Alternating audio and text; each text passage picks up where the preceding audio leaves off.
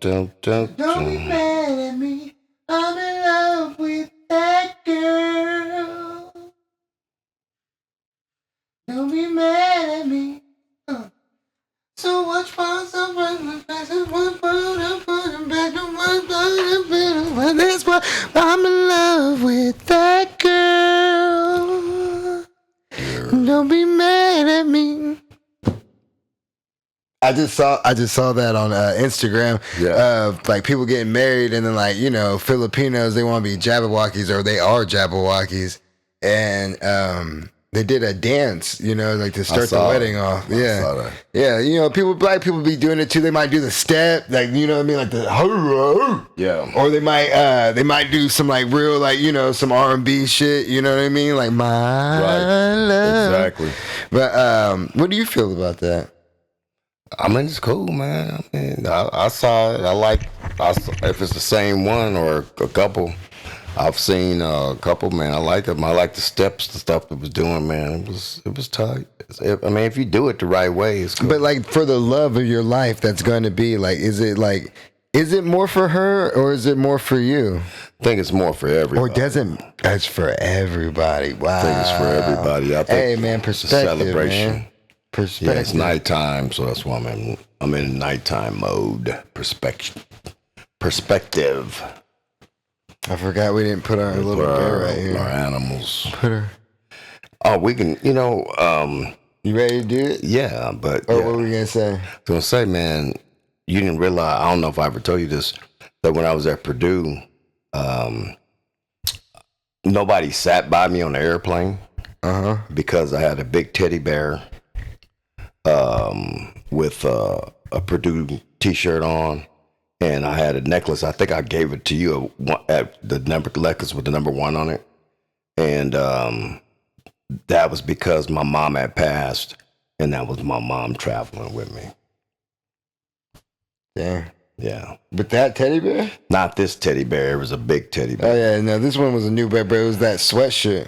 And the coaches all understood, you know. And nobody ever sat by me. I had the teddy bear with me the whole time I was at Purdue and flew on the airplane. Everybody's like, dang, this dude's bringing a big teddy bear. But they understood what it was for. So, yeah, I'm ready. Damn, bro. Starting off deep. It's nighttime, man.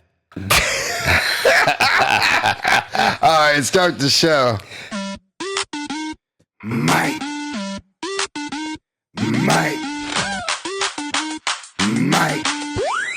Mike and Mike and Mike, Mike and Mike, Mike and Mike, Mike and Mike, Mike and Mike, Mike and Mike, Mike and Mike, Mike and Mike, Mike and Mike, Mike and Mike, Mike and Mike, Mike and Mike, Mike and Mike, Mike and Mike, Mike and Mike, Mike and Mike, Mike and Mike. Coming through with the father-son podcast. Skin color ain't the only thing that gonna contrast. Put each other on blast, but in the end we gon' laugh. Spitting game is the aim. Same, but different if you pick the name. Mike and Mike, Mike and Mike, Mike and Mike, Mike and Mike, Mike and Mike, Mike and Mike, Mike and Mike. Mike and Mike, Mike and Mike, Mike and Mike, Mike and Mike, Mike and Mike, Mike and Mike, Mike and Mike, Mike and Mike. And boom, let's get it going. You saw that new intro. Let's go. Let's get it. Come on, man. Let's go. Hey, number 1 father and son podcast in Stockton, California. It's the M-I-K-E and M-Y-K-E on the M-I-C. What it do? What's good? What's going on? We out. Hey, we out. What? What's happening, Stockton? And we still smoking. What's happening? But we didn't tell a joke, though, man. Was that that was an accident? That's a joke. I wanted to just go with it, but no, I gotta be real. You gotta tell a joke, man. It'd be like a dud. It'd be like one. This whole fucking thing's a joke, man. All right, man. So, let's go, bro. That intro. That intro just played. Fire, man. You guys need to comment. Let us know what y'all think about the intro.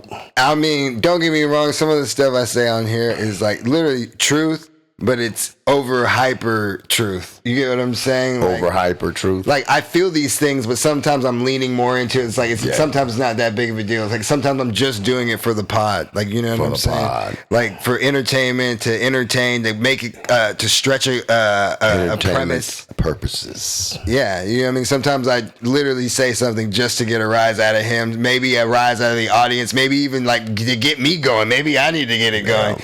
But man, that intro, like, I get it. Like, so we did it with AI, Agent Opus. Shout out Agent Opus. Boom. That shit is, like, I literally never used AI. Like, I'm not saying, like, literally just been using this stuff. Like, I don't even use Chat GPT. I literally been doing it for the last 2 months of Chat GPT and getting into it and seeing what's up. And that visual like made my song come to life though. Like that song, like as much as like that's what I'm saying, as much as I say like that was the best intro ever made, that song helped make that intro from AI, like because of the stuff I was saying. It went from there. Yeah, it went from there. And the things I typed in and everything. He used the song, he used everything, and you know, he's Mr. AI now. Not really. I just think it's like, man, it's a tool. You know what I mean? It's a tool. It's like a tool or a resource. You know what I mean? Right. And with a hammer, you can either kill somebody or hurt yourself or build a house. Or, you know what I mean? And if you drink too much water, you drown. You know what I'm saying? Or you have to pee a lot. Well, that's not a bad thing, you know? Exactly. But what I'm saying is, like, that's what I'm saying. It's just how you use it, you know? Yeah. And I'm hyped about it. I hope you guys like it. And we're just trying to update this pod, man. You know, even with the little intro right here, or like the little logo. Stay number one in Stockton. We are number one. I don't give a fuck. If someone has a podcast in Stockton and it's better than ours, let me know. I want to learn and study from them and get better. You know what I mean? I'll gladly bow and humble, but I've been looking, and just being able to keep over 100 views on every pod except I think one. Yeah, I'm just like, when you look at, because I had a podcast before you know what I'm saying, and you had a podcast, and I'm just saying the consistency of just being able to, and that's what I always wanted to do, is have someone without a guest. We could just do it on ourselves, and when we had a guest, it's cool, it adds more. But when we do it for us, it's we're creating community, and we're trying to build it one by one to 100, to 1,000, to 5,000, to 10, to then 10 to 50, then to fucking 100. You know, then we get 1 million, and then we quit, and then we just never do it again. Live off the money that we made. That's what he wants to do. I probably would just quit and do something else and still be on camera and making things and creating. Man, I love doing this, man. But check out more songs I'm going to do. I already been doing it, and you've been seeing it. And, I get to spend time with you, man. Yeah, no, I think about this. I got hype. You saw it's been getting hype, man. How many people, you know, can do a podcast or spend time with their dad and their son together, man? So that's, to me, that's Happy Father's Day. Yeah, coming up every Father's Day. It's here. They don't know when we're recording. This is coming out what? It's gonna be coming out. When is it coming out? It could come out Sunday. This is coming out. This is gonna be coming out. Saturday night. I was gonna say Saturday night. I was gonna say East Coast time, 9:00. Yeah, East Coast Father's time. Day. 12:01 on the East Coast. Happy Father's Day. Thank you. And to the Father and Son podcast, man, I should have done something big, but I guess it was just the intro was big enough. Yeah. But she had balloons and shit in here or whatever. Right, man. So with all that being, I love you, man. I love you too. With all that being said, man, how was your week, son? Man, it was really just living off the last weekend of us just doing the pod and getting like some stuff done and everything and spending that time.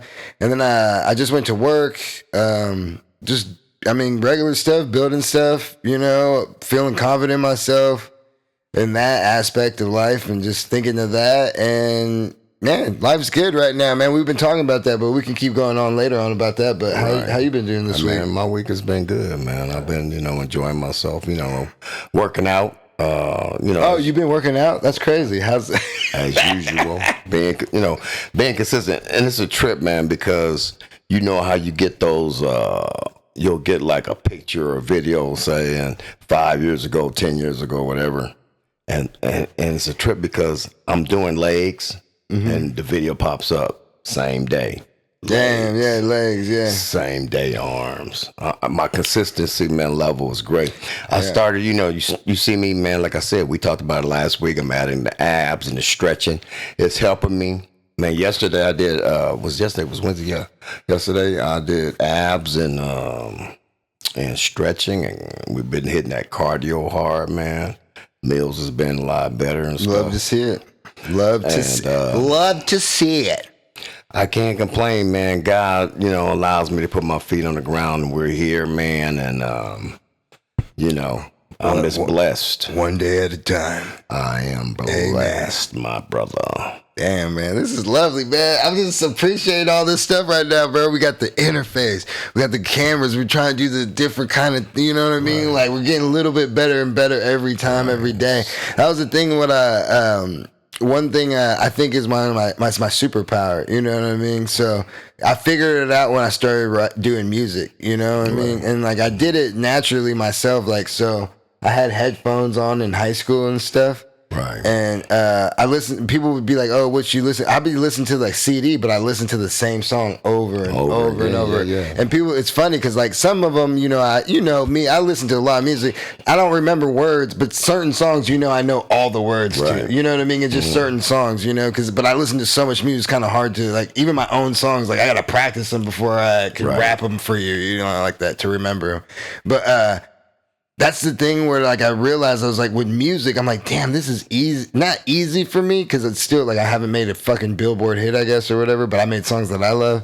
But I'm saying like like my retention to be able to like just stay in that song over and over and over and like learning that from like working out, being consistent, because I see there's like some of the things, as much as I can stay in there and not worry about and just be in the present, some of that's coming from I know what's going to come out of this in the future. You get what I'm saying? To be able to listen to it over and over, switch up this line, go back and do it, you know what I mean, and just do it over and over and over. But then also you got to learn how to let it go and just okay, this is it. You don't want to overwork yourself or waste time or whatever like that. But like that's what I'm saying with you, that you taught me, like how you said like, oh man, like people see you work out every fucking day. Yep. You know what I'm saying? And like you just are like able to embrace like, and I always like it's like David Goggins or other people embrace the suck. You know what I'm saying? But to me it doesn't suck because like, you know what I mean? Like yeah, some days suck, but like it's just like honestly like you just know the bigger, broader picture, and that's what's able to feed you and keep going. That's the carrot in front of your face. And people think it's easy, it's not, man. And, just well, before you go, just remember your thought. Just because people always talk about like people's lives and different things and stuff. I always tell, like I was telling you earlier, I always tell people, you know what, your life is harder than mine. You know what I mean? But I think you would be surprised how much it's not as big of a difference or hard, you get what I'm saying? Because just when I got my job and things like the one thing I seen people come and go in this job, and they can't embrace the suck of which is the repetitiveness in life. You get what I'm saying? Because they just get stuck there and they're just the same and they can't find enjoyment and fulfillment in just doing the same thing every day and not notice the details or what's matter and like what's to like I said, we said last week, I just appreciate, the little things. Right. And the thing is, when for me, when people say, well, I have time, or I don't feel good, or I'm in my feelings, or whatever, man, I always, and I pride myself in being a real good dad and stuff like that. And I always go back to, man, this, I think it was a 30 for 30 on ESPN, man. I don't want to shed a tear or anything, man, but it was his father. His son was blind, and son wanted to play in the high school marching band. He could play an instrument, but he wanted to be in the marching band. So in order for him to be in the marching band, man, his dad had to practice with him. So his dad had to do all the moves because he would, he was like almost, I don't know if they had him tied together or what, so they could be in sync. Because it's a marching band. It's not like, at first I was like, what is he talking about? Stevie Wonder, and then I was like, oh, no, marching band. I started thinking and if anyone's ever seen a real marching band, not like just your high school, they've done cool stuff too. I'm just saying like college marching band. Okay, let me finish my story. But that shit's hard as fuck. That's a lot of choreography is what I'm going to say. But the dad had to be there. So the kid was so good that he got a scholarship to a college And in order for him to be in the marching band, his dad had to go be with him. And his dad would work nights, and then he would go to school with him in the daytime. And then he would practice with this kid on the field. And we're talking about a college marching band. That shit's different, man. And I started crying because I'm like, you know what? And don't get me wrong, when I looked at it as a father, I'm like, damn, man, I thought I was a good father.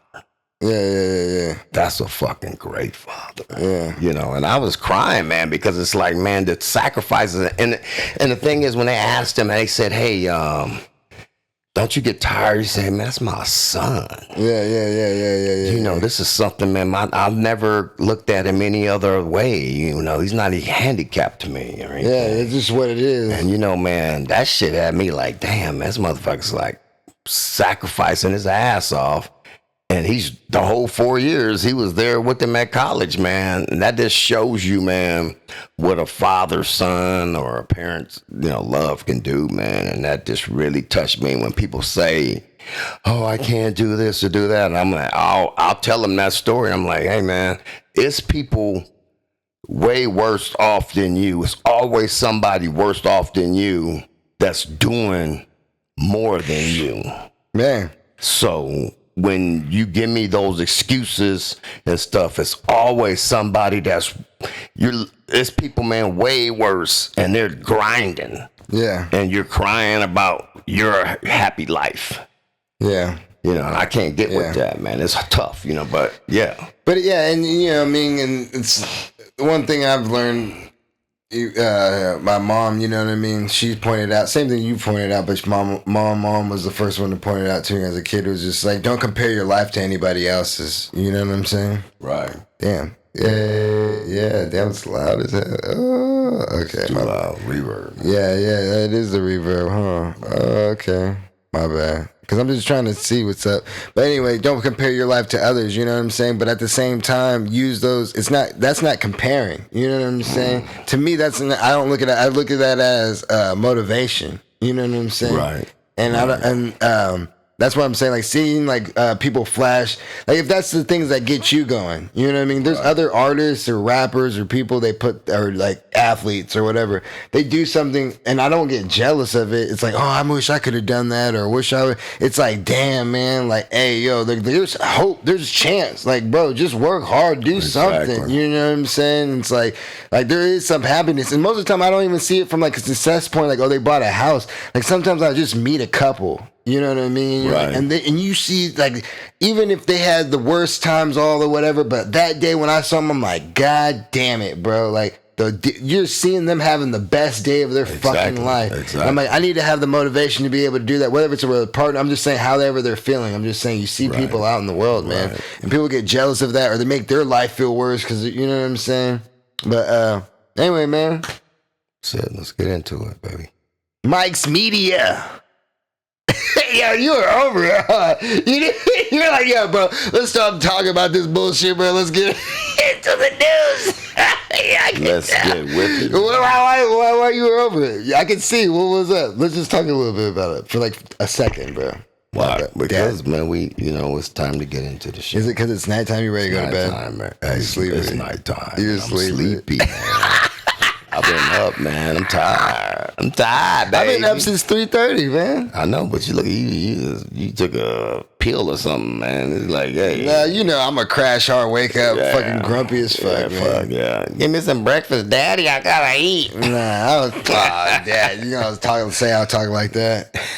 At least be like, hey, yo, man, hey, homie, I'm hungry. Nah, you be like, you won't even be like that. I won't even really talk to you. I'll just look at you. Look at me or say something to aggravate my ass. Just because you're aggravating me. I'm like, you're aggravating me. Nah, I can't. Can't be loud either. You hear my coffee pouring? Shut the fuck up. No, that's my mind. I don't say that out loud to my dad. Really. The only person who's ever told my dad to shut the fuck up was my sister. I'm just. Have I ever gotten in an argument and ever just like yelled at you and been like, shut the fuck up? Hey! Nah, not that. Yeah, like, what? Yeah. I don't think, if anything I've ever said, like, I don't think I've ever even told you really to shut up. Nah, Nah, not like that. I don't think I've ever been like, hey man, shut up. I've never even done that. Nah. Megan has, and I was just like, yo, what the fuck? That's what y'all do? Yeah. Hey, well, the reason why I brought that up, before we go into me, I want to go one more thing because of Father's Day. The love of a father and son relationship is different than the love than a father and a daughter relationship. And the one thing I'm bringing this up, Jadakiss and Fat Joe for Father's Day, go check it out. They had both their kids on the podcast. Oh, yeah. Jada had his oldest son, and then Joe had his daughter on there, and it was just like so funny seeing how they, because like you see how they grew up and like how they still have some things about them, you know what I mean, like that, and then also like you just see how it's different of how like you know what I mean, the relationship of how it goes, because he's kind of like even Jada's son was like, I ain't really gonna say nothing, but he you know like he chime in, you know what I mean, say something, and the daughter's got she's like, I gotta at least say something, like you know what I mean?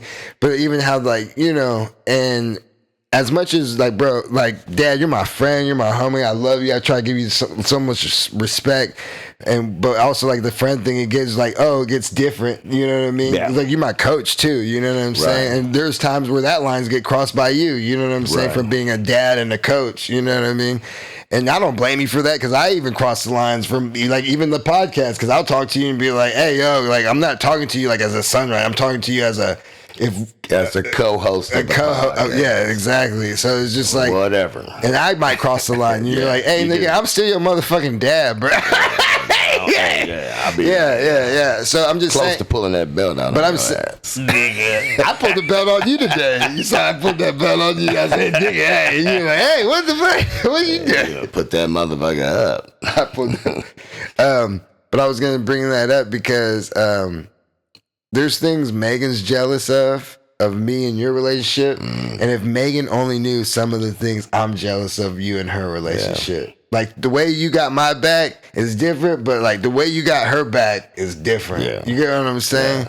And as much as she, like Megan, shout out to Megan, but like she knows that, but she don't know that because like she doesn't know. Like I'm like, you don't got me like that. I'm like he's got me. Don't get me wrong. right. And the thing is, I tell everybody, I say, I'll give Mike my right arm, but I give Megan my heart. Yeah, exactly. But he'll give Megan an organ. I'll cut her off my if I gotta cut my heart out and stop breathing and give it to my daughter, she got it.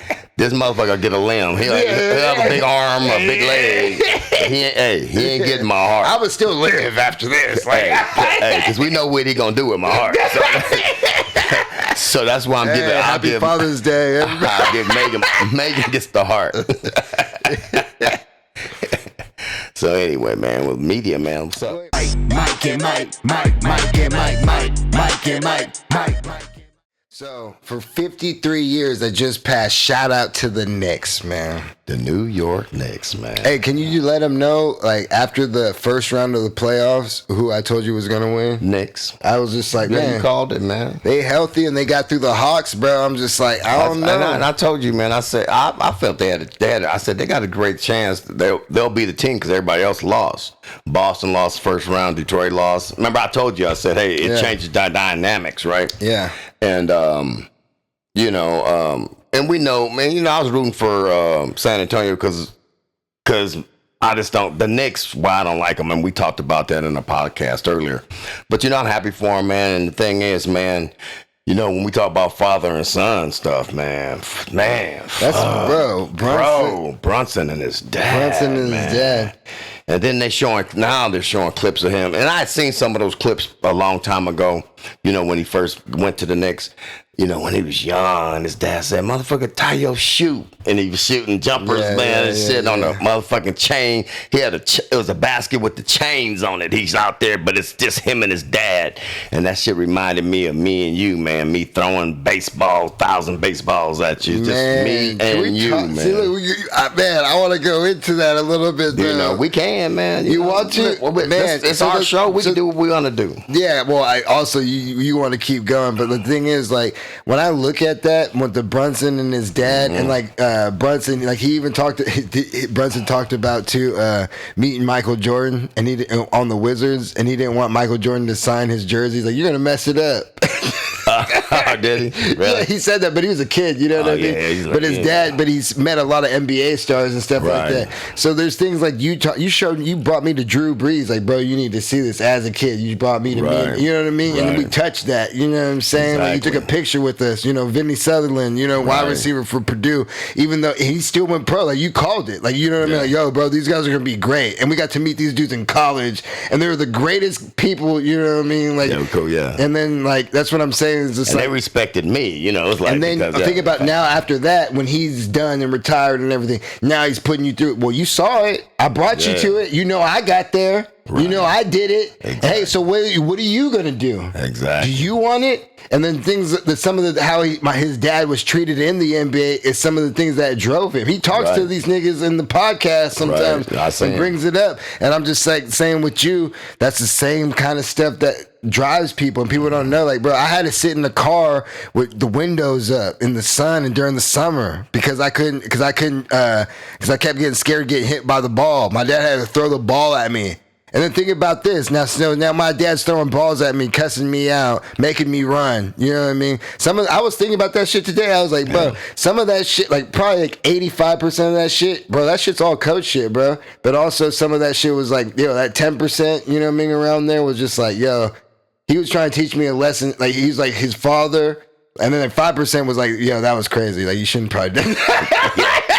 Yeah, when you think about it, like that 10% was just like, you got to fuck with me because the coach wouldn't have done that because you only know that me like that. So you called something out about my person. Now it wasn't about baseball. You know what I mean? Like, but the thing is, when you know you have that opportunity to be special, and you know, and that's what Rick Brunson said. That's what he was instilling in his son, man. Yeah, he's like, I know this motherfucker is special. Yeah. But in order for me to get him that specialness out of him, I got to do these things. Yeah. You know, and I remember, man, when I transitioned you to an outfielder. Yeah. I'm like, I'm out there hitting you deep fly balls, man. It's hot as fuck. You don't think it's hot as fuck for me, but I'm out there doing it. Oh, I know it is. You know, I'm doing it. I'm saying, hey, no, man, this is what you're gonna be, and you know, you gotta embrace it. But you're not seeing how special you are at this point. You know what I'm saying? Well, because I started off as a catcher, and people like, I mean, I'm not saying like it's not like I went to the MLB or anything, but I'm just saying like I started off as a catcher in Little League. You know what I mean? Yeah. But it was pretty much a wasted talent because you could find a kid in Little League to be a catcher, and I can either play, and then you want to play either catcher, pitcher, shortstop, second base, center field. And the thing is, I mean, I would admit, like in Little League, maybe I have an arm, but like in my whole life, I've never really had an arm. Like no one's ever been like, man, you know what I mean? I'm pretty accurate. I can throw, right? I could throw, but like even as a pitcher, I could never like break like what, like I was like 80 something miles, like but low 80s. But you still threw. Like, I mean, you did good. You threw hard and everything. And the thing is, you could catch. I couldn't throw 90, you could do stuff. Like, you're athletic, so I could teach you how to do things. Yeah, but I was athletic as fuck, and I could fucking know how to judge. And the thing is, you hitting that, I could judge a fly ball, and so cover so much ground. You know what I mean? Exactly. And you're getting me ready for the big field like a year or two before. You know what I mean? Before even getting there. And so that's why let's go ahead and get it forward. But like just to bring it back, just having that relationship with my dad and then seeing that on the big stage and just having like, I'm like, bro, I know it's multiplied. I don't know how much more, whatever, but I know it's more because of like how solidified it is, because it's the NBA and shit, and this is what you worked for, and this is what you thought about when you're fucking cussing out your kid or saying some shit or pushing him or just hugging him or loving him when he's fucking frustrated and doesn't know how to figure it out or whatever. Whatever the fuck it is, when you're there, when we won our championship and I hugged you, it was a different hug. It's just like, fuck, we got it. We weren't wrong. Right. And just to be wrong. You get what I'm saying? So when I see that shit, it makes me feel that much better because I was able to have just even a touch of that. And I know, I guess, again, appreciate the small thing. Just to know, even if it had the smallest inclination of the feeling of what that is, Just to know, other people wouldn't even know. No. Wouldn't even understand. Exactly. They wouldn't understand. Yeah. So, yeah, man, shout out, man. That they had their parade. Was it today or yesterday? It was today. Thursday. Man. They did it early as fuck. But you got to remember, man, it's New York. So, hey, it was some crazy. The people in New York is crazy. You see the chick, you see she was twerking after on the street light? Yeah. She had talent, man. But that was talent. She had talent. It's talent, man. But see, wait. Let me go into it, though. No. This is the flag. Hey. She had talent. She's on I get fence. Wait a minute. Three things. Hold on. She's on a fence. Not a fence. She's on the street light. It's the street light, but they had like there's a fence too on it. Barrier fence. Yeah, on the bottom. She's on that. Yeah. They got this other chick is trying to pull her down. She's tearing her drawers off. Her drawers. And then she twerked. Her drawers come off. She's twerking. And then she goes into a split. Bro. No, bro. See, this is what you say. These are the three things. One, she climbed up to not only fucking to the fence, she climbed all the way up almost to the fucking top of the street light pole, like with the street lights and everything. Like she went past the walking sign and everything. She went pretty high. So that was one. Let's say, hey, yo, that was dope as fuck. Then she went down and started she climbed down and then she threw a bitch off with one arm, held on, and then threw a white Karen off. Because the thing is, first video I saw, I didn't see what Karen was doing. She was just sitting down, so I didn't see. But then when she was placing her foot, she was even hitting it off. Like, you know what I mean? She's like, bitch, you trying to make me fall? Okay, cool. Then you saw that's why she came down. Then the third thing was, after she threw her off, was she fucking went into a split and fucking started twerking when this bitch tried to pull her off. And Karen, she didn't even care about the punches. She's like, bitch, yo. Then it came down and she beat Karen's ass.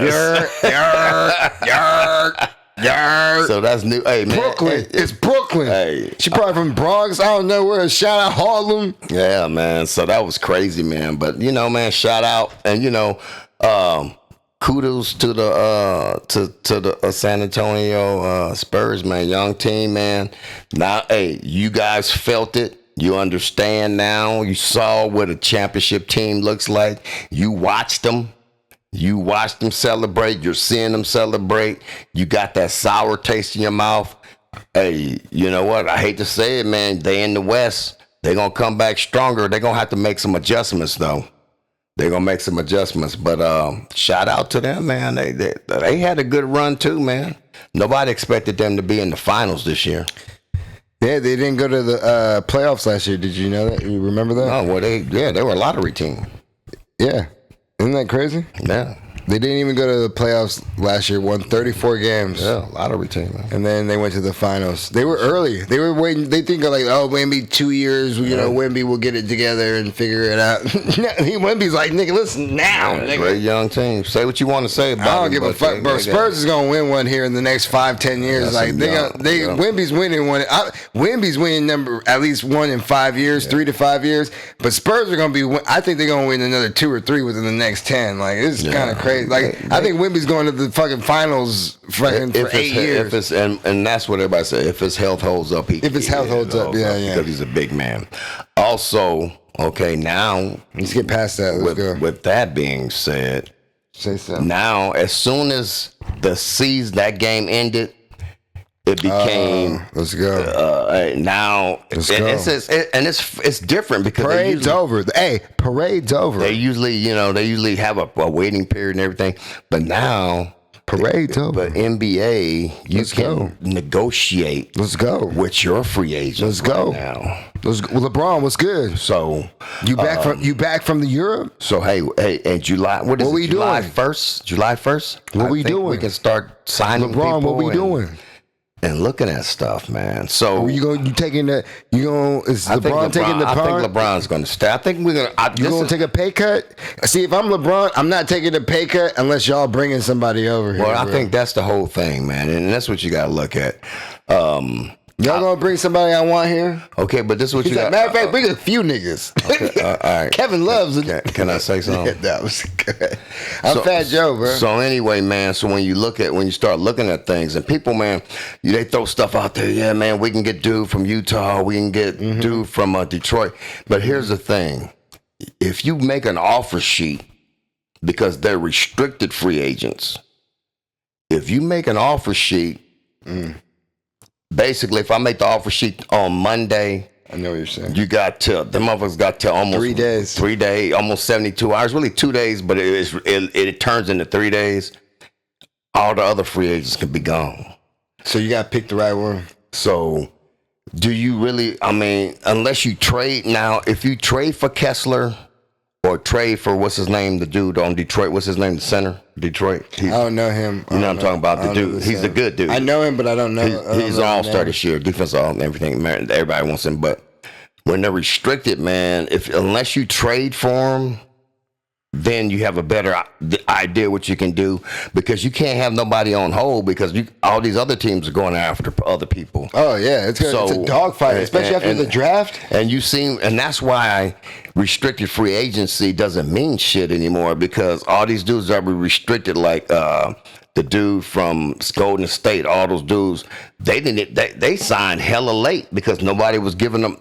If they did an offer sheet, it had to be a team that doesn't give a fuck. You see what I'm saying? Well, not only that, I think it's kind of cool no matter what, actually, with the second apron, because it actually, with now the New York Knicks that they won, and Jalen Brunson took a pay cut, to bring his homie. Like the thing is, I don't think any NBA player should take a pay cut. But if it's to get specific players, to make your GM and your team to get the specific players you want, you know what I mean? Because Tom Brady did take a pay cut. You know what I'm saying? And LeBron's a billionaire, bro. Like you can play for free practically. Like if you really love the game. I'm not saying to do that. I would never do that. I'm just saying, like, how bad do you want to fucking win? Right. If you're gonna do it, if you're gonna do it, but then here's the thing. Reeves is going, and if I was LeBron, I'd play for $1 million. But it still doesn't matter. Reeves, see, people got to understand. People don't understand the salary cap shit. Yeah, and the thing is, Reeves right now, everybody think the Lakers do have probably they're supposed to have they're the number 2 team as far as salary cap. Money. But Reeves got $20 million still on there until he signs with somebody else or whatever. So it still counts against the Lakers right now. So the thing is, okay, so you got other teams out there willing to pay Reeves the max, which is I think $178 million 4 years. So do the Lakers match that shit or go over because they can pay him 5 years? It's a tough decision, man. Do I want to pay this motherfucker for 5 years? No. I'm just saying, 5 years, $250 million, and now I can't do shit. $50 million you're trying to pay Reeves for 5 years. Fuck no, bro. But the thing is, here's the thing, too. If it was for 1 year, maybe. So here's the thing. The Lakers can build their roster and still pay Reeves if they do their roster the right way. And still pay Reeves. They won't be able to pay LeBron as much, but they can still pay Reeves and still get a center and all that other stuff. People were looking at it, and it doesn't hurt the Lakers as much. But the thing is, if they don't do it right, and you got Luka and Reeves making, I just don't see Reeves. I just don't think Reeves should be making as much as Luka. No, fuck. He didn't make an all-star or an all-NBA team. But the thing is, he's got that right now. And if I'm you deserve it, but I'm not paying you. Go get it from the Wizards, nigga. Right. And if I'm him, I'm gonna take the bag because hey, he's been getting injured. So if he say okay. It's not like he's had that contract already and he's on the second one. Nah. This is his first time because he's been playing he's been giving the Lakers what they wanted to try to win a championship. Yeah. So now if I'm him, I'm taking the money. But if I'm the Lakers, I'm like, okay, let me see what else I can do and build this team. I still got LeBron and pay him a little bit, but if I can give me another superstar and build some real people around Luka, that's gonna win because Luka and Reeves is not gonna win a championship. I don't give a shit what anybody says. That's just not gonna happen. Luka and Trae Young can win a championship with LeBron James? No. The two ball dominant? No. But Trae Young's a better player than Austin Reeves. But he's not a defense. You're giving up too much defense. Austin Reeves not a good defensive player. So why would I'd rather have Austin Reeves than fucking a little ass guard. Yeah, but then even after but then if we don't pay LeBron that much money, we get a bunch of big niggas, because you're only paying them like $20 million, not even that, $10 million. You know how much money Trae Young gets? Like 40 something. $49 million. But who are you gonna pay the $40 million to? Okay, but then that's when you get other people. Giannis.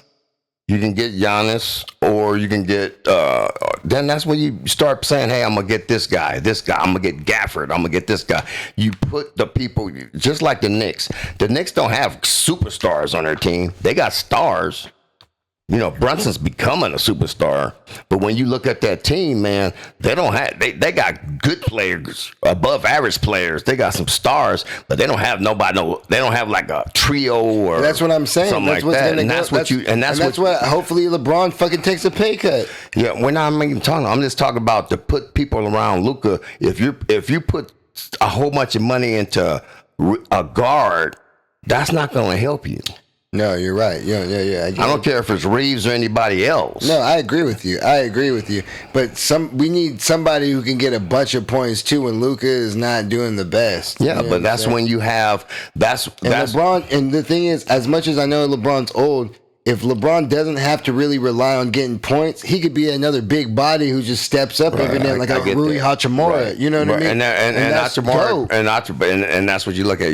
I would stop re-sign Hachimura. And then we got LeBron. And you got but you have to get bigs. You still have to get some shooters around. You don't have to get a great. You don't have to have. Kevin Love's coming, nigga. No, man. Come on, Kevin. Kevin Love been retired for 3 years, man. No, he's not. He's been on Utah. Yeah, but he ain't. He's been retired. He ain't playing. Nah. Right. I'm just fucking. So come on. So what you do? I'm Fat Joe, man. All right. So what you look at is, hey, give me some shooters, and that's gonna help Luka. And then if Luka gets hurt or tired, he's arrested. You still have a base to compete. You know what I'm saying? So. I hate to say it, Austin Reeves, but in the playoffs, you see what happens, and you see we can't. It's no way we're gonna be able to compete with San Antonio in the West. We need some bigger. We can't OKC in the West, Houston in the West. You know what I'm saying? If Utah keeps their team, look at the height on their team. You still got Denver. It's crazy, man. You still got Denver. So I just named 5 teams right there. We got drafts coming up in a week. So we'll see how it goes. So we'll see what's up. So you been watching any World Cup? Oh man, dude had a horrendous injury today. I forgot what he was. One of the what team was it? From Mexico? No, it wasn't Mexico, man. I don't know. But it was bad. He broke something in his leg and it came through the skin and it was bad. But he was tackled, so it was like, man, they was really hot. They was like, he didn't was get it on Mexico versus Korea? No, it wasn't that one. It was another one. It just happened. Right. So they didn't even give him a red card until after when they looked at the video and saw how bad it was. They're like, damn. So yeah, man, the dude attacking probably should have got disqualified. Yeah. So I personally just been watching a couple clips, but I haven't really been watching. I'm not a soccer guy, man. Yeah, no, I like it live, but you know what I mean. When you talk about soccer and you talk about work, I watch the women's play soccer more than the guys because usually the Americans don't. Yeah, I be watching them women too, man. Usually the United States don't do a lot. But they got a good team this year, man. So it's getting interesting. We'll see. And we're in America. I love just seeing these foreigners coming out and they're like, everything's so big in America. With that. I just want to give a shout out to Oliver Tree. Yeah. Rest in peace. He got in a helicopter crash in Brazil. He was on a world tour right now. And Brazil, he loved Argentina. He loved going around the world and influencing people. He's been in Africa. He's actually almost like just as big, if not bigger, internationally than just in America. And It really bummed me out, man. He's just like another one of those people, like, you know, everyone that's like, it was just so not, it was just funny to me, I guess, just because like this was the second time this ever happened where like my friends were hitting me up and were like, one of your favorite artists died. Right, you know yeah. what I mean? Like everybody knew like how much I like this dude, and I was just thought like, Right, you know what I right. mean? And I was just like, wow. And it's kind of sucked, but it's been cool seeing all the clips and like seeing how many like real Right, like big right. artists mess with him Exactly. and putting him out, and so like I just know like I wasn't the only one who felt hurt, and yeah, man, it was just like, you know what I mean? It's just when like somebody like, you know, when Kobe died, to me, like people don't know Oliver Tree. I literally just thought he was just so different, and he really like, that was the one thing like how I feel about art and like I feel about rap, like rap. I always thought I had to be from the ghetto to be able to be a rapper or be hood or be a thug. And then not until Kanye West, I was like, oh, damn, like, I don't even have to be from the hood. I could be adjacent, you know what I mean? But, like, I'm like, but I don't know about that. I don't have to be hard. And then, so then after all these other developments in music, Oliver Tree's like, I'm not even going to try to be cool. Right. And He's then- different, man. And so I really appreciate that perspective on art. It's just like, I'm not gonna sell sex. I'm gonna sell feeling, and I'm just gonna sell talent, and that's what he was. So I just want to say shout out to Oliver Tree. That happened. We had the Tracy Fire over here coming out. I drove around that bitch like That was crazy, man. man. Yeah, crazy. Yeah, I'll put a clip right like boom. Somebody's gonna It'll be a photo. somebody's gonna it's crazy because somebody's gonna I guess when they look at it, because they have been looking at it, and I saw somebody that took a video of the medication. It was like, well, I think it's medication. It was a medical place, right? It was a medical warehouse that held And like the fire started with some stuff that was at the top of one of the top pallets, and then the sprinkler system didn't work. Yeah. In it, and so it's gonna be looked at, man. Somebody's gonna get blamed for it. So it's gonna be some money being handed out behind that, man. Because that fire, man. Some of the employees' cars got burned. That part, it was bad, man. It was bad, It was tough, yeah. I man. got people texting me about it because they know I commute, and they're just letting me know and giving me a heads up. But I took some back roads. I went totally different route that I ever went. Right. That I haven't went in for a minute. So like that was different. What else? We said the World Cup. Yeah. You want what else you have for Mike's Media? Obama's man opened his library today. Man, did you? I just saw that speech, man. People Michelle. like say Which I'm not. one? Obama's or no, Michelle's speech? Michelle's. Oh, yeah, Michelle, dude. bro, dog. When like people say like sometimes like I mean I'll just say especially like women or whatever, they'll say like Michael, you're not in touch with your feelings and stuff. But I think I'm very in touch with my feelings. I just compartmentalize and deal with it later. Like sometimes I don't address it, but a lot of times I do address it and think about it. You know what I mean? But man, when she gave that speech about her husband, Man. I literally about to tear up right now, man. Yeah. Like she said, when he was in, he did not melt. He didn't become hard. Like you get what I'm saying? Like he didn't. You know what I mean? He could have been bitter. You know what I mean? He could have been. And he was the ultimate of optimism, pushing forward. And I'm just like, man, dude, like just to have a spouse like that. And to recognize that and have that moment, you could see even Obama, like he stayed. Yeah, that's what she said. Look at me. Look at me. He stayed stoic, Yeah. but he was just like, He had bro, tears in his eyes, Bro, man. I'm tearing up right fucking Yeah, now. man, I was just thinking about you this. know, that shit. was, man, especially Oh my right now, God, man. that shit was so beautiful. It was awesome. Oh my man. God, It was bro. awesome. I fucking just cried. It was awesome. Yeah, when I was listening to it, man, I had tears in my eyes, man, because you know what? You know, she said when she made a joke, but she wasn't joking, and he didn't want to look at it because he knew he was going. He didn't want to crack, man, but he had tears, man, because you know, man, for your spouse to say that, man, you know, you've been through a lot, man, and you know, to still be together and Even everything. if someone said halfway the shit, Man, that's crazy, man. So, shout outs to the Obamas. The Obama Library, man, is big. It's got a lot of stuff, man, to offer, man. hopefully people utilize it in the right way, man. It was a big celebration, man. They had Stevie Wonder, man. John Legend was there. Common, what's his name? Black Thought. Who? Black Thought. Questlove. Questlove was there, all of that. But The Roots. what's the dude, man? The white dude. He was Ed Sheeran.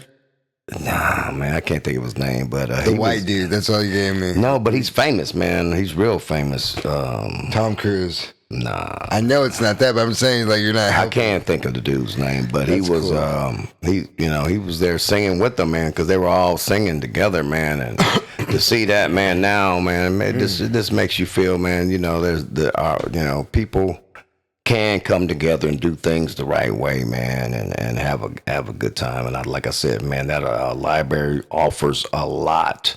And if you ever been to Chicago, ever been on the south side of Chicago, man, I didn't live there, but I had friends that lived there, and I had friends that lived in Competing Greens. I done been through all of that, man, and Chicago's different, man. And a shout out, man, to the Obamas again. And shout out, man, to Chicago, man, because y'all had that was a hell of a day, man. Man, it was beautiful. And I love you, man. And things are great. And, Michelle Obama's a man. That ain't funny. No, this is how bad this is. I don't, that, to me, see, to do that, man, I'm not with that. And that's my segue to UFC 250 of the anniversary. That's what happened here at UFC. I don't believe that. He's like, just to even say that. But it's my transition for Josh Hokett. For that was one of the thing is, it was such a beautiful event, and just to there's other things that people didn't like or approve of, but that was one of the things that stuck out that everybody didn't like from both sides. That just to say that or do that with everything going on, and just to just spread that negativity, and people don't all the conversations that, you know what I mean? Like, the one thing that I didn't like is just because, like, a lot of the people who said a lot of the right things, you could tell they just watched the clip. They didn't watch the whole thing. So, like, a lot of their, like, takes went like, super, like, not negative, because it's supposed to be, like, like, he said a fucked up thing, and it wasn't cool, and it wasn't funny. But the thing is, what was, it just wasn't right. Like, you know what I'm saying? And, I just what'd you think about the whole event or whatever? Because I thought it was a really cool event, but that thing kind of made it like, it brought, like, out of all the things, like, had a great, like, pretty much it was like a certain type of fight, and it was cool. But then it was just like, damn, like, almost like the Tony Hinchcliffe joke of the roasted Kevin Hart, of the George Floyd joke. Like, bro, you didn't have to do that or go there. You know what I'm saying? Yeah, well, one, I didn't like that too. The fights were good. That was the thing to me. The fights, if you're a fight fan and you watch fights, you appreciate the fight, especially the last fight. But the premise of the whole thing, man, to me, it didn't make sense. Why would you, if you celebrate in America, why that's not celebrating, you're celebrating something else, man, and I'm not going to give that the person all of that, because to me it didn't make sense, but like I said, the fights of the event, as far as the fights were good, but then you have one clown that makes his comment, and it becomes, it not only becomes, and I don't like to talk about political stuff here, it becomes political and becomes racial. Mm-hmm. And for somebody to make a comment like that, and then now he's trying to back off of it, but he's not backing off of it, and he says, well, I don't know why they're taking it so serious, that's how I am. And I'm like, man, no, fuck that, man.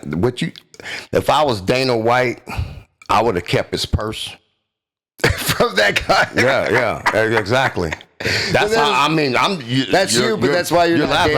I'm able to say, you can say that's my opinion, and I'm going to respond. So go ahead. I would find freedom of speech is fine, but to say that at that time, when it's supposed to be celebrating the 250, it's at the White House. she's one of the first ladies. Somebody would say that about somebody else's wife.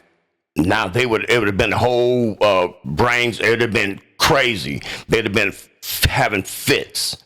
So when people look at it, and how I look at it, is like if somebody said that about this president's wife, it would have been a whole different thing. Talking about Melania. That's pretty much what you're saying. If you would have said it about Melania, it'd have been a whole different thing, man. You know what I'm saying? Let somebody say that. Yeah. You know, and to me, you know, that didn't need to be said. Because one, it's not true, and two, man, you know what? The only person, you know, I do give Dana White that props, because he did say, you know, even though I believe in freedom of speech and all that stuff, and, you know, that kind of shit we don't need. And, you know, but nobody else said anything. And then people laughed when they're on stage and stuff. That to me, that just shows how classless most of those people were. And that's how I look at it. Yeah. So the thing is, the one thing, being a fight fan and being an MMA fan, and believing in the circus of everything it is, because at the end of the day, it's literally human cockfighting. And human cockfighting got legalized not very long ago in MMA. This is one of my favorite sports that I like. I think people don't even understand, like, I mean, as much as like football or baseball or basketball or any of that, MMA has a high regard to me because it's fighting, and I respect it so much. And the thing is, as much as I respect it and understand that it's martial art, it is human cockfighting to the degree. It's like, it's literally a circus thing. Like, it's literally because there's two men fighting and sacrificing their bodies and their life. And the things to go with it is literally criminal. Like, I wish that we wouldn't have to do these crazy things to gain attention. And people go outside the lines and do things that I don't agree with. I don't believe that is to do. And I follow the sport. I'm a nerd. Josh Hogan said crazier stuff. There's Sean Strickland who said crazier stuff. There's things I try to give grace to, not grace, but like I give a perspective, and like, this is what he's doing, what he says, but I also blame society because this is what he thought would be the thing to say, would be funnier, and because these are the things that it's going on Twitter, and he thought he was going to go to a certain subject or like poke a certain chord or anything like that. So like I said, I don't agree with it, and I get what you're saying, but there's also things that Dana White hasn't fined people for, that the NFL has fined people for, or MLB has fined people for, or kicked them out of the league, or blackballed, or NBA blackballed people out of the league for doing things. You know what I mean? Like, that's why I try to give credit also to that aspect, like, because there's people who've you know, when George Floyd was going on, they did speak on their mind and did give and they weren't getting fined or anything, where other people in other leagues, they didn't want that to be talked about, or being like, I mean, think about Colin Kaepernick. You know what I mean? There's fighters who probably shouldn't have been out there, but they still, you know, they don't even put that into a thing. Just to give credit to Dana White in that aspect, that's on both sides. Like how you said. And he, like, again, it was very tasteless. And the only reason I did it just to get a rise out of you, because I know the whole time when we were watching the White House card, my dad definitely felt away, because I don't agree with, like, UFC should be on the White House lawn either. It takes away from it. It doesn't need to be outside. But at the same time, I respect the spectacle, because the thing is, it's a very spectacle sport. Because it's not like baseball or football or baseball, because it's animalistic. It's two people fucking fighting. That's like, well, this is what we're watching, is two people fighting. My mind's already taking out, like, I'm already in the wrestling world type of thing. So, again, I don't like it. I don't respect it, but also, I can also separate it too, looking at it as a sport and just seeing what people are doing just to try to get any type of money, any type of leeway. Like, these are what people, and that's what makes me, like, just question it and think about it. And I'm like, damn, you could talk all about the person, but the thing is, some of the stuff that he's been doing and saying and trying, just like a comedian, even though, like, comedians are better because they try it on a stage. That's the thing with, like, some of these fighters do some ridiculous things and say some ridiculous things just to get an extra fucking paycheck and a bump. They're sacrificing themselves in the ring. And I'm not saying what he said was right, Dad. All I'm saying is, I'm just saying, because of how the sport and society is. African American man, yeah, and talking about an African American woman, Yeah, definitely. That's Michelle Obama. She's like the fucking, like, she's right there next to Beyonce. So I'm just that just to me is just, you know, and I just know, like I said, it became political and racial at that point. Yeah, the whole thing was political and racial though. So, and the thing, it didn't have to be, but the people were going to make that anyway. You know what I mean? Yeah. Well, that's your opinion is different than mine. So anyway, no, I'm not saying he made it any better or worse. No. I mean, he did make it worse. He pointed, but that's what I'm saying. Like that whole thing of how everybody, no matter what, there's going to be people saying things about Trump and doing things and stuff, and he tried to lean into it, and it went terribly wrong. Yeah. Well, yeah. Let's move on. Go ahead and transition there. I can go into Mike's moment on the map if you want. Go ahead. I didn't have one, but go ahead. You had one. So we need to go say Mike's moment on the map or just go into it or what? Moment on the map.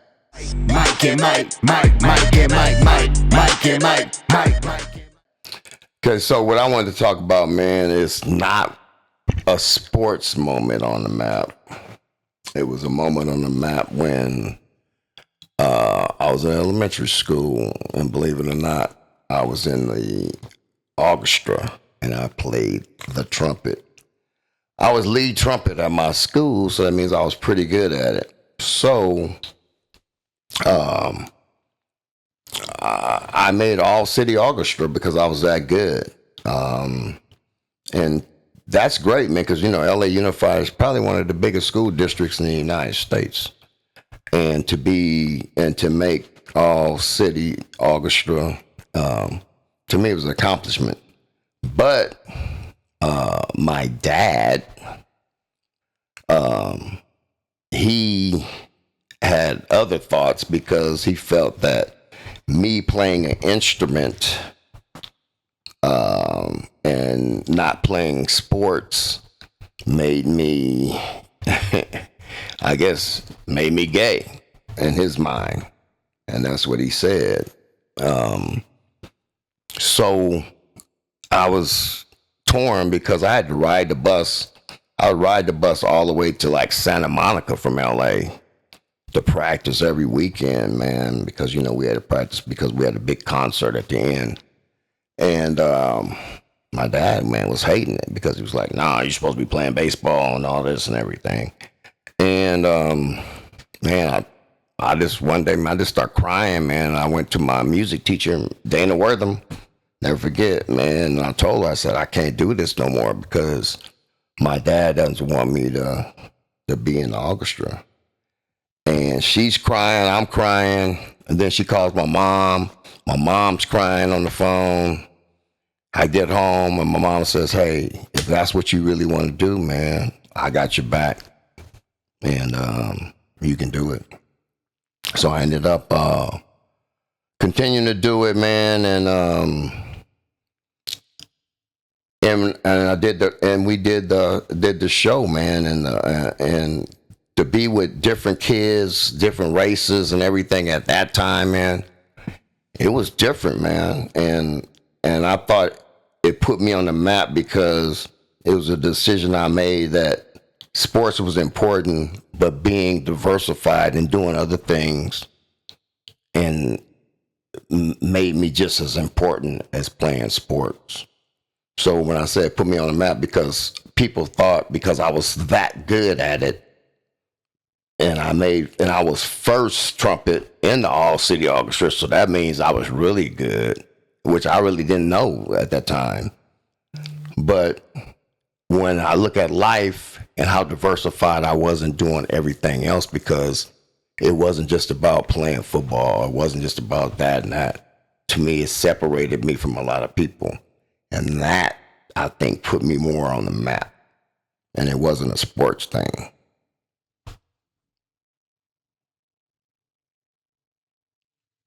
Got something to say? What? I think you're just trying not to say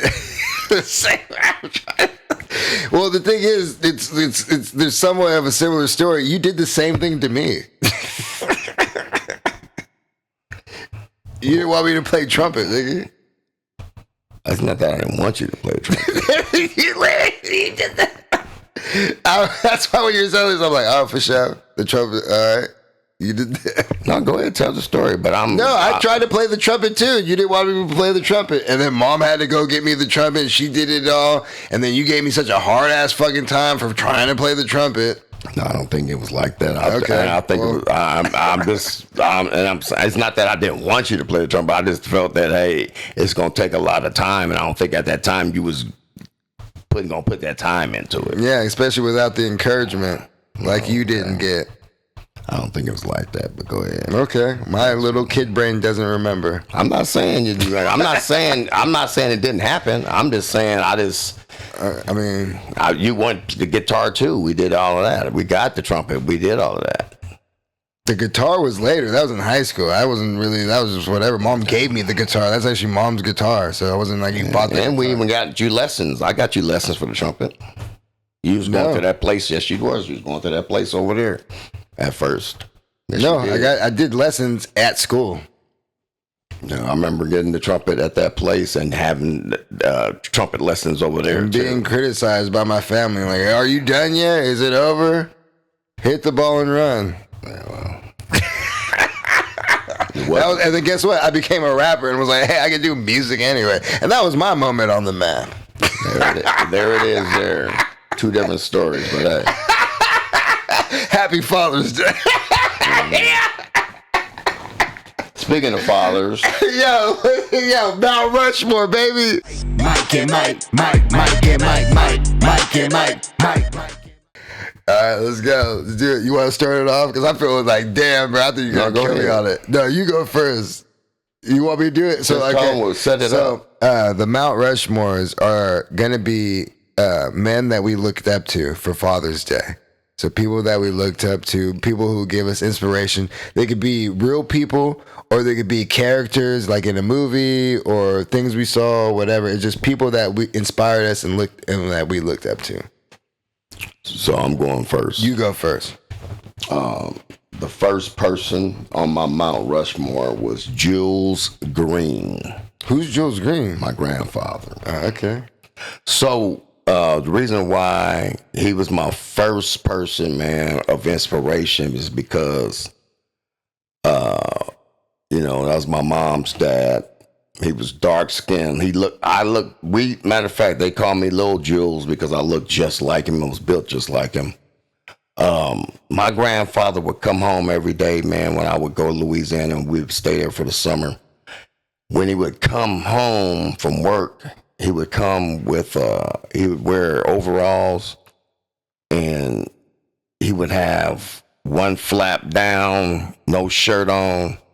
And his motherfuckers just looked like a Greek god to me. He had big arms, just for a man, I just looked at him and said, man, that's what I want to be, when I get older. And then, just sitting there listening to him talk and all the stuff that he went through growing up as a kid, because I met his dad. His dad lived to be like 119, and they lived back on.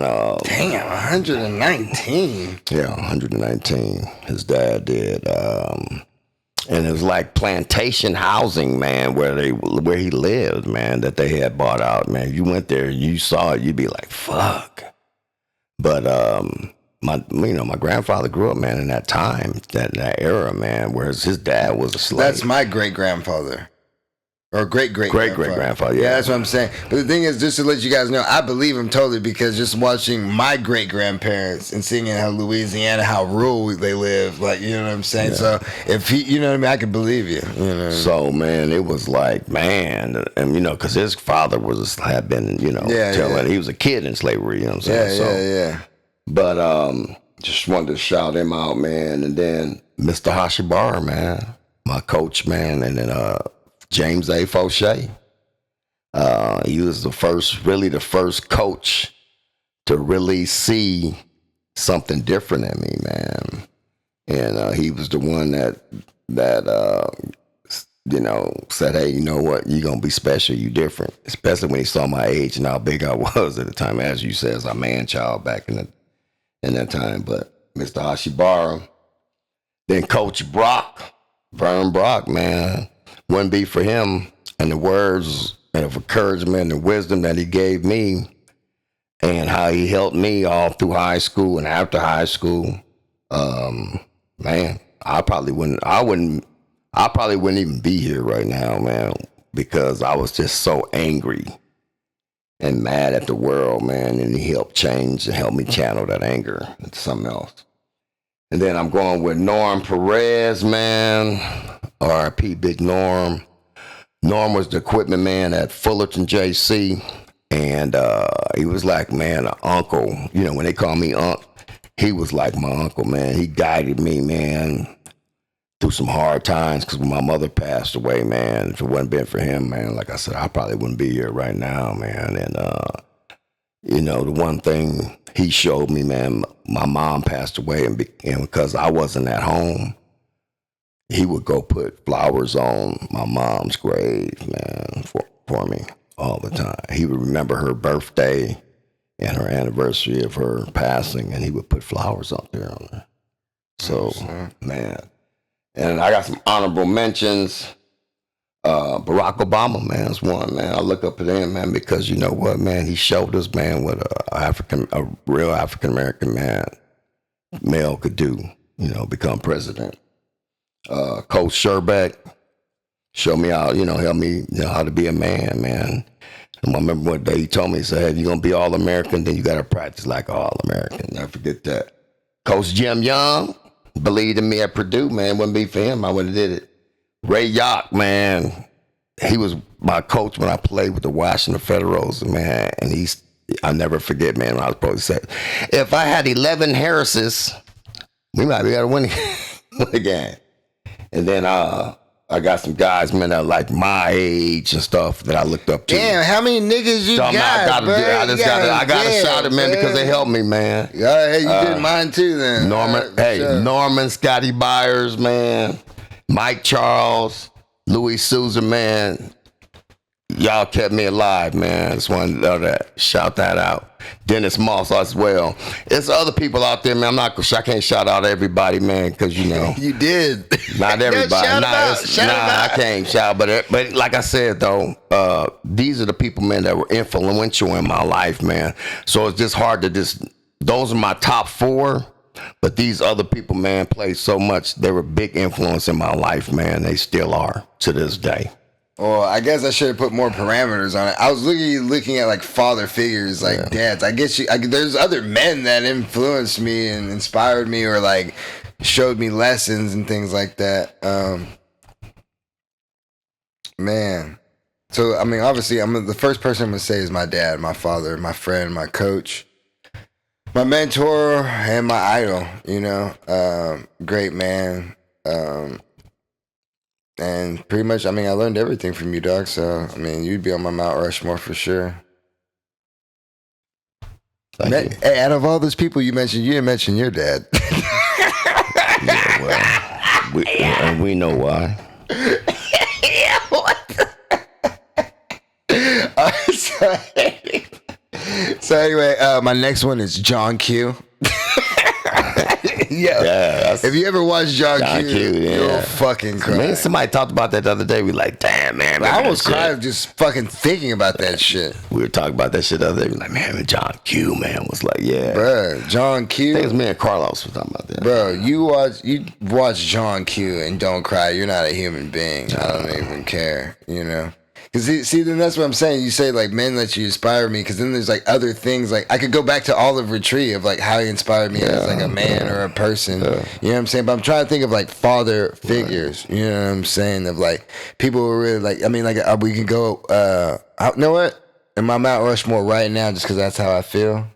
Yeah, we gotta go Rick Brunson, bro. There you go. Yeah, that's a good one. That's like one of the best. I mean, it's relatable. It's relatable. I would have to say Rick Brunson's on there. It's relatable. Know what I'm saying? And Joe Jackson. Yeah. I mean, you know, if you think about it, man. You know, hey. I just think he gotta be up there, bro. That's gonna be my controversy. Yeah. That's my. Joe's controversial, but you gotta look at it. But bro. You know, when you look at Joe Jackson, man, Joe Jackson. If he wasn't Joe Jackson, then there wouldn't have been no Michael Jackson, the Jackson 5. So Joe Jackson. But he just got too carried away with it. Yeah, you know what I mean. Everybody gets. But to get him there, if they wouldn't have been, if it wasn't Joe Jackson, you never heard of Michael Jackson. You never heard of the Jackson 5. So I put him up still there. Got to give him. I don't mean that, but I mean that. Like you still got to give him some. You know, you still got to give him some credit, man, because it wouldn't be if it wasn't for his drive and determination. Yeah. To give and instill in his kids, they wouldn't have been there. And like some of that stuff, like I even said, like I mean, like I said, I gave you 5%. They probably give you 30-40%. But you know what I mean? Even Michael probably be like, hey, I'm gonna give him at least 20% of that shit. You shouldn't have done that shit. You know what I mean? Exactly, but like, right. You know what I mean? But like if you really think about like some of the stuff, like besides the belt stuff, I mean whipping, but like being that critical. You know what I mean? And people are really hard to be that critical on their children. Right, you know what I mean? Right. It's really tough. So yeah, I would at least put that just to have that statement in there of just like, because some of the moments that, like I said, I agreed with is looking back, or like I still don't think like whatever, like that shit fucking changed me, and it made me like whether I like it or not, like I'm like, oh shit, I do appreciate it though, because I'm like that shit made me tougher. You know what I mean? And it also showed me like, yo, like this is the person who knows you the most, who loves you, and still saying this shit to you or making you feel this way. It's like, yeah, I need to do something. You know what I'm saying? So I'm glad I was able to look at it like that. But I'm also, glad I either pushed you to say something, you know what I mean? And you also having the wherewithal to say something, man, and do something. Man. I appreciate you, man. Thanks. So leave it with a message, man. Leave it with a Mike's message. Mike and Mike, Mike, Mike and Mike, Mike and Mike, Mike. So this month is Men's Mental Health Month, man, and like I always say, man, it's people out there, man, that are struggling, man, with their mental health, man, especially, like I said, it's Men's Mental Health Month. Check on your friends, man. Check on your brothers. We all have brothers out there, man. We're not talking about blood brothers, but we got brothers out there that we care about and love. Check on them, man. See how they doing, man, because if you're not hearing from them, make sure they're okay, man. Tell them you love them, man. Embrace them. Let them know, man, that you care. Like I said, man, give them a hug, man. There's people out there that's struggling right now, man. I'm driving down Hammer today, man. And I see things, man. I think somebody hit a homeless person or something today, man. So, God damn. You ever think like that homeless person was trying to get hit? Even if it was or not, man, it's traumatic on both ends because... Yeah, you don't want to kill someone. Like I said, man, in the mornings, man, when it was dark, man, my biggest fear, was to hit a homeless person, man. And that, mentally, mentally, man, that would be, tough on me. So, like I said, man, you don't know what people are going through. What I want to say is, even the toughest, strongest person is going through something right now. So don't always let them carry you. Give them something back. Give them some love back, because that might help them out as well. That's all I got to say with that. Damn, man, mine was going to be way...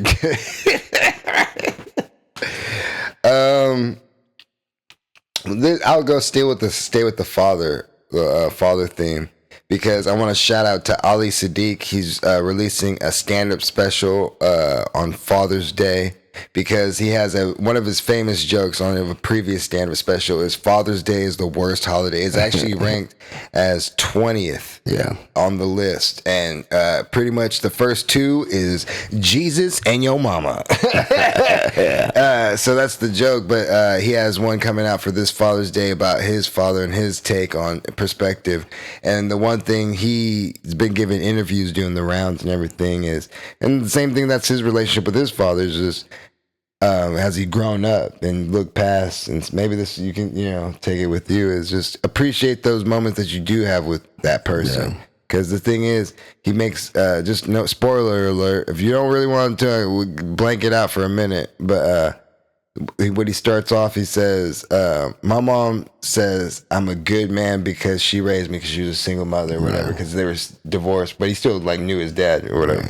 But he goes, Mom, no, I'm a responsible man because of you. I'm a good man because of my father. And then everyone's all clapping, and he goes, oh, no. It wasn't because he was a good man. It was because I didn't want to do the shit what he wanted to do. Exactly. And so that's what I'm saying. Exactly. Like, I do give credit to my hey, dad. LeBron would tell you, he said this in an interview, I probably wouldn't be LeBron if my dad was in my life. I'm not saying everybody needs to abandon their children. I'm just saying, whatever it is, whatever is your journey with your father, you know what I'm saying? It molds you in a different way. It molds you, and as much as it hurts, appreciate that. Take it for what it's worth. You know, move on. Try to be the better person. And if you're a father, you know, and especially if you're a child, if your father's trying to come back in your life and it's not going to be detrimental to your mental health or your physical health, you know, let that reach out. Or if that, you know what I mean? You know what I mean? Let's just. And if you're a father, like I said, you have a second chance if you want to make it up and try, you know, today's a new day and you got to, you know, from now here on, do it and move forward and try to do the best you can. Like you say, you know, you want your kids to be better. So as a dad, you know, and I'll say this too. As a dad, man, if you didn't have a real positive relationship with your dad and some of the things that your father did, then, you know, use them to your advantage to be a better person. Just like Saddiq said, you know what I'm saying? Hey, yeah, he made me the person that I am because I saw the things that I didn't want to be. Yeah. You know, and that's what I did too. I saw the things that I didn't want to be. You know, I wanted to be a man that says, hey, you know what, son? I love you. You know. You know, and, you know, tell my daughter, be able to hug my daughter, you know, and not feel, you know, some kind of way or whatever, you know. So, you know, shout out to Matthew Harris, man, on Father's Day, R.I.P. You know, no matter what, like I always said, I loved him until the end. You know, I did, and I cared for him until the end. But you know, it was just things that in my life that, you know, and like I said, he made me what I am today because, you know, good or bad. How hard, he made it. You know? Yeah. So but, for sure. Hey man, I think that was a cool way to end. All right. Love you, man. I'm going to sleep. I'm going to sleep. You forgive me? I was just trying to be funny, man. Man. You got mad, bro. I almost cried about Michelle Obama's speech. I thought I had But then you shot that out. I'm like, okay, that's but that's we know. I thought I got a pass, bro. Nah. I almost cried because of her speech, and you're like, oh yeah, but I really think she's. Come on, man. All right. Jesus Christ, bro. It's all context, but whatever. All right.